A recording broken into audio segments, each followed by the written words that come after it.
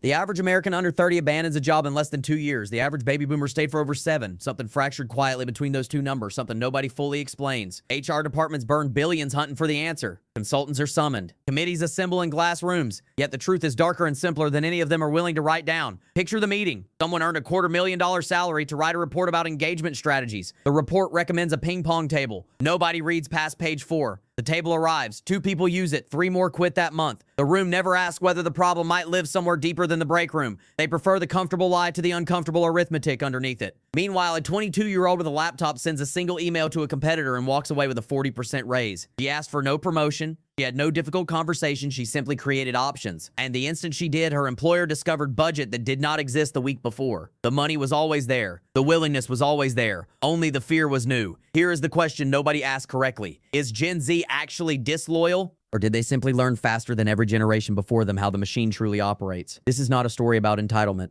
It is a story about a contract that died long ago and about children who watched it die and who refused to keep praying at its grave like everyone older than them still does. We will trace how corporate loyalty became a one-sided contract, why the cold math of staying broke that contract permanently, and why the companies complaining loudest are the very architects who designed the system that made this inevitable. We will walk through the incentive structures, the real numbers, and the quiet psychological shift that happened between 2008 and 2015 while almost nobody was watching the foundations rot. Let me introduce you to the conveyor belt. Imagine a vast factory with a giant belt running through it. You step on day 1 of your career. The belt moves at one speed. Everyone advances at the same rate. Show up, stay on, do not fall, and eventually it delivers you somewhere comfortable. Not rich, not remarkable, but stable. That stability was the entire point of staying loyal. There was no floor beneath the belt, no other factory, just the belt. Loyalty was rational because the belt was the only reliable mechanism for forward motion. From 1950 through the mid-1990s, this was a real deal, not propaganda. Pensions, defined benefit plans, promotion ladders that actually functioned, seniority raises that guaranteed compounding income if you simply waited. The belt moved. You waited. It delivered you to retirement. Simple, boring, functional. But somewhere in the late 1980s, a quiet revolution rewired how corporations thought about labor. No single event announced it. A slow shift in financial philosophy accelerated by leverage buyouts and shareholder primacy theory. The short version is brutal. Shareholders won. Labor lost, not through conspiracy, but through incentives, doing exactly what incentives always do, which is produce whatever behavior they reward. When executives began earning primarily through stock options, their interest aligned perfectly with the share price and perfectly against employee welfare. Cutting labor costs lifts margins. Higher margins lift the stock. A higher stock means their options are worth more. This is not evil. This is incentive doing its work. Corporate disloyalty was never a moral failure. It was engineered in the 80s by people who understood exactly what they built. Pensions vanished, not all at once, slowly. The 401k replaced them, and this sounds like a lateral move. It is not.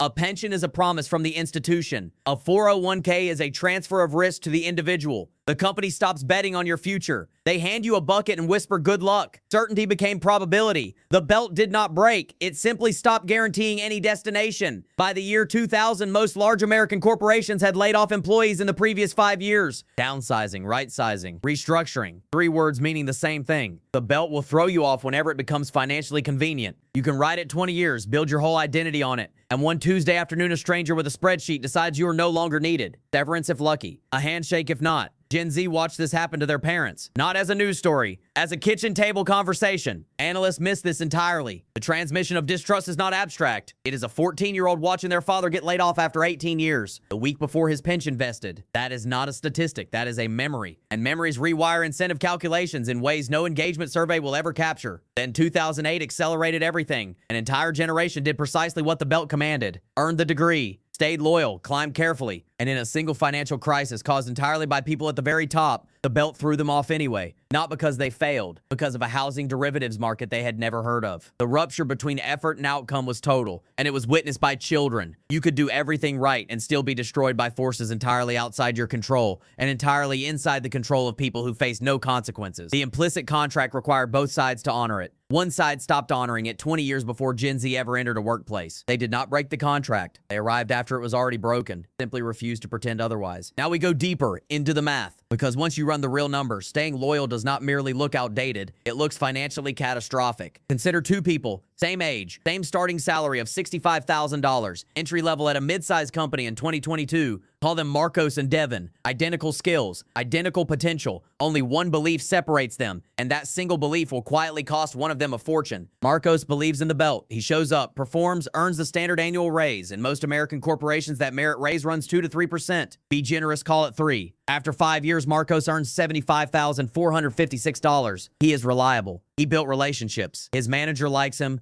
He is on track. The word track will turn out to mean something colder than he ever realized. Devin leaves after 18 months and jumps to a competitor because of the external hiring premium, which is real and heavily studied. Devin is brought in at $82,000. He repeats this at year 3, reaching $89,000. Again at year 4.5, $98,000. At the 5-year mark, Devin earns roughly $103,000. The gap with Marcos is now $27,000 per year in salary alone. That is not the end of the math. It is the beginning. Compensation anchors to your current salary. Promoted internally, you rise from a base suppressed by modest raises. Hired externally, you negotiate for market rate. Starting each negotiation from a higher floor compounds enormously across 20 years. We are talking about the difference between a $2 million lifetime and a $3.5 million one for people with identical skills. But what about job security, you ask? What about benefits, relationships, institutional knowledge? Those are real things. Yet you cannot spend institutional knowledge. Job security is no guaranteed asset in a post-2008 economy. And benefits, especially health insurance, grow ever more portable and negotiable. The security argument assumes a protection the corporation never formally promised and has repeatedly proven it cannot deliver when convenience demands otherwise. There is a third hidden variable. Information. When you job hop, you acquire pricing data about your own market value at a rate internal employees never match. You learn what adjacent industries pay, what skills command premiums. You build a living map of the labor market. After 5 loyal years, Marcos owns essentially 1 data point about his worth. Devin owns 4. That asymmetry compounds as silently and as relentlessly as the money does. The payoff is blunt. Loyalty to a corporation is financially equivalent to parking your savings in a 3% account while the market offers 12. You are not being stable. You are being slow. The belt did not betray you with a knife. It betrayed you with arithmetic. Quietly, every single year in increments too small to feel and too large to ever fully recover from once the decades have passed. Imagine the meeting where a Fortune 500 first proposed a culture of belonging initiative. Someone in a fleece vest and lanyard stands. Retention is at an all-time low, he says. Gen Z does not feel connected to the mission. Another voice asks, what is our mission? Long pause. Someone reads it off a card. It mentions synergy. Uncomfortable silence fills the room like cold water rising past their ankles. They decide to add a gratitude wall in the break room. 3 employees write on it. One writes, please fix the printer. The printer has been broken since 2019. The gratitude wall does not fix the printer. This is the entire ritual of modern retention, performed earnestly by people who genuinely cannot understand why a poster about teamwork fails to compete with a $20,000 raise somewhere else. The third escalation cuts deeper than money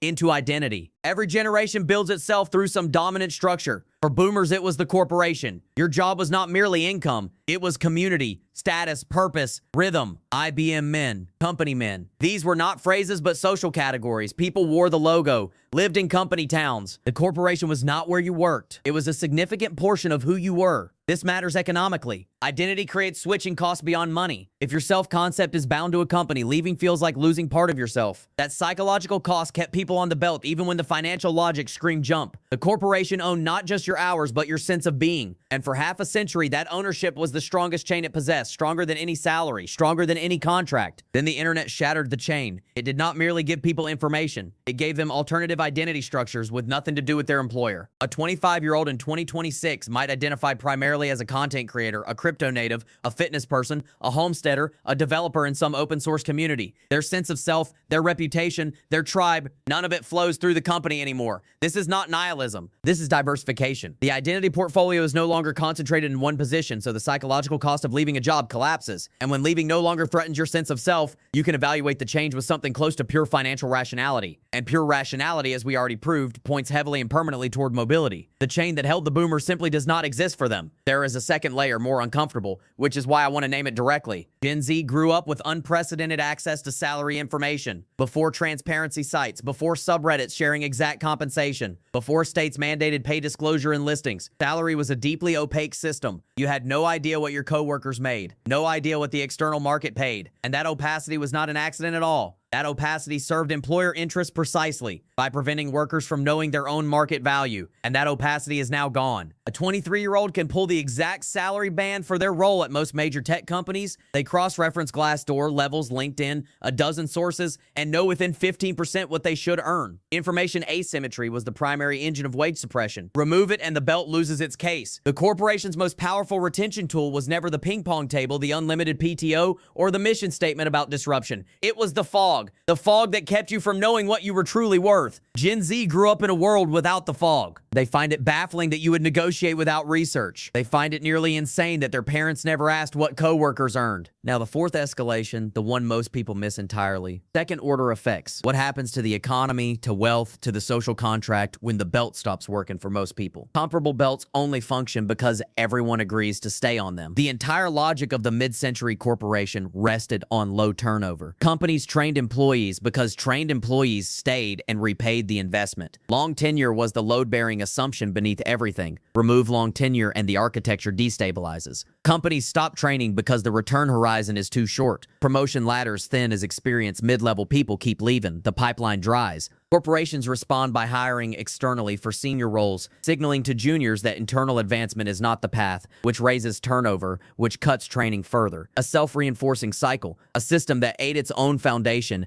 now surprised the house is unstable. The second order effect that touches your wealth directly is this. The belt's death forced a restructuring of where wealth accumulates. For most of the 20th century, defined benefit pensions were a core engine of middle-class wealth. Long tenure plus pension equaled guaranteed retirement income. Remove pensions, remove tenure, and you have removed the primary middle-class wealth mechanism of an entire century, with nothing built to replace it for ordinary people. What replaced it? Equity. Stock participation, real estate, business ownership, alternative assets, all requiring upfront capital, financial literacy, and tolerance for volatility that belt-raised people were never trained to develop. This is why the wealth gap exploded after 2000.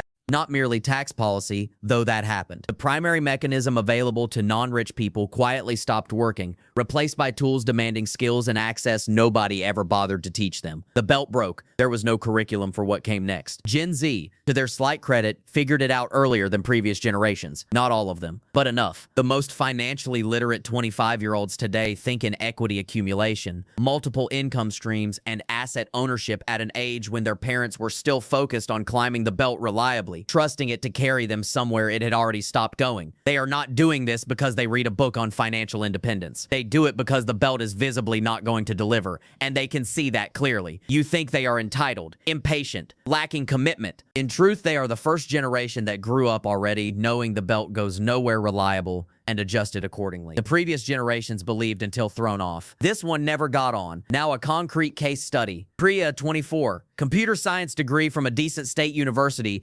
graduated 2023. She accepts an offer from a mid-sized software company in a secondary market. Base salary $72,000, reasonable benefits, equity of $12,000 vesting over 4 years with a 1-year cliff. Priya is smart. She accepts. She works hard for 12 months. Then she reaches the cliff, and the cliff teaches her something. At the cliff, $800 of equity has technically vested, assuming the valuation has not moved. Meanwhile, she has grown genuinely skilled at a specific technical stack in high demand. Here is what her employer hopes she never fully processes. They pay new hires $72,000. The market now pays someone with her skills between $90,000 and $95,000 at larger companies. The gap has already opened to roughly $20,000 a year. The cliff she just climbed is worth less than 2 weeks of that gap. Every additional month she stays, she effectively works below market by an amount that grows as she grows more skilled. So Priya starts applying, not because she hates the job, not because her manager is a monster. She likes her coworkers. The work is interesting, but she understands the math now, and the math is not ambiguous at all. She gets 3 offers, $91,000, $87,000 with stronger early stage equity, and a third with better benefits and a structured engineering track. She takes $94,000. She feels no guilt. She gave her employer 12 months of quality work. She delivered on her end. The transaction was never a lifelong covenant. It was a service agreement. She provided the service. She is simply updating the terms the way markets are meant to. 2 years later, Priya moves again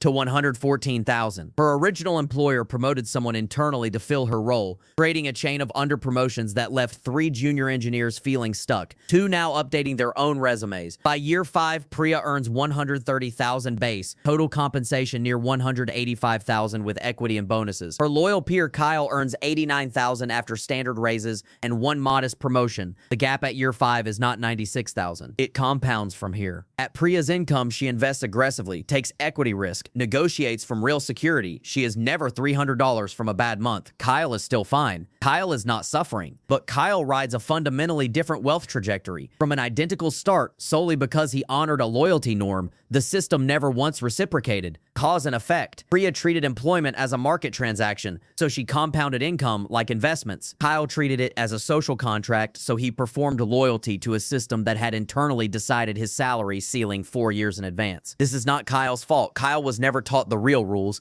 He was taught the old rules. The old rules used to work. They do not anymore. Nobody told Kyle. Somewhere right now there is a LinkedIn post with 47,000 likes. It says, I hired someone and they quit after 8 months for more money. Kids today have no loyalty. When I was young, I stayed 11 years and worked my way up. We need to bring back work ethic. The comments overflow with agreement. The smiley emoji at the end glows with a confidence the numbers do not support. Nobody mentions that the poster's company offers no pension, no defined benefit plan, runs annual layoffs, and last month hired its engineering director externally over 2 internal candidates of 4 and 7 years. The irony is invisible to the poster. It is blindingly visible to every 24-year-old reading it. They scroll past in silence, screenshot it, and add it to the growing evidence that the old rules were never honest. Return to our opening girl, the one who won 40% with one email. That is not a story about opportunism. It is a story about someone understanding the market for her own skills better than her employer did. The data was available to them.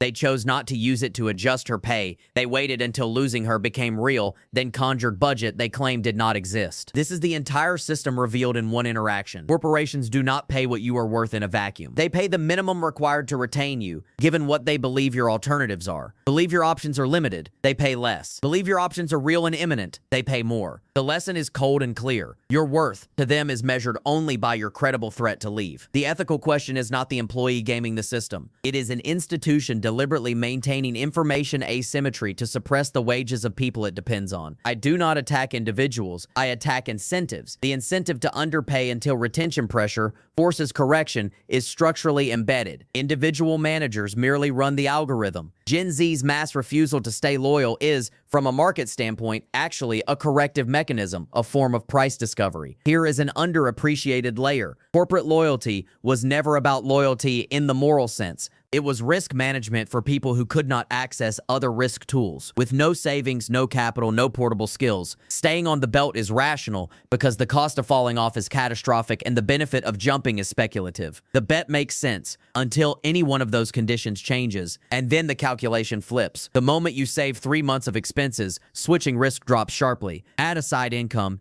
it drops further. Make your skills portable and in demand, the risk approaches zero. The belt was never about ethics. It was risk-adjusted decision-making under conditions of very limited optionality. What changed for Gen Z is not their character. It is their optionality. They have more access to financial tools than any generation before them at their age. A 20-year-old today invests in fractional shares for $50, freelances globally through a dozen platforms, builds and monetizes an audience, trades crypto markets, learns skills on demand and sells them directly. None of these require employer permission. None depend on any particular belt. The multiplicity of paths is genuinely new, and the rational response to genuinely new optionality is simply to use it fully and without apology to anyone. What looks like impatience is often just a faster feedback loop. Gen Z processes the return on loyalty faster because they have more data faster. They reach the this belt goes nowhere conclusion in 18 months because they hold comparative data that took a boomer 7 years to gather through water cooler talk and rare headhunter calls. Speed of processing is not lack of discipline. It is a different optimization function running on far better information. The smart companies are adapting without moralizing. They build internal mobility programs that function like external job markets, letting people move between teams, roles, and salary bands without leaving. They restructure pay to track market benchmarks instead of anchoring to hiring price plus annual crumbs. These firms will retain the best people, not because anyone became loyal again, but because staying was rebuilt to genuinely compete with leaving. The belt got faster. The losers are the ones still solving a structural compensation problem with a cultural solution. You cannot fix a broken financial incentive with a nicer break room. You cannot rebuild a rational contract with a motivational poster. Talented people do math quickly, and when the math says leave, they leave. leave. They feel slightly bad for about 2 weeks. Then they look at the new salary and the guilt quietly dissolves into nothing. The belt still exists. Many remain on it. Some will be fine. Some will be thrown off at the worst moment and find they cannot navigate without it. The real question is whether a relationship, one side abandoned decades ago, deserves the name loyalty or merely the name habit, dressed as virtue. Habit is not a good enough reason to leave money and optionality with an institution optimizing for shareholders. Not for you. It is not.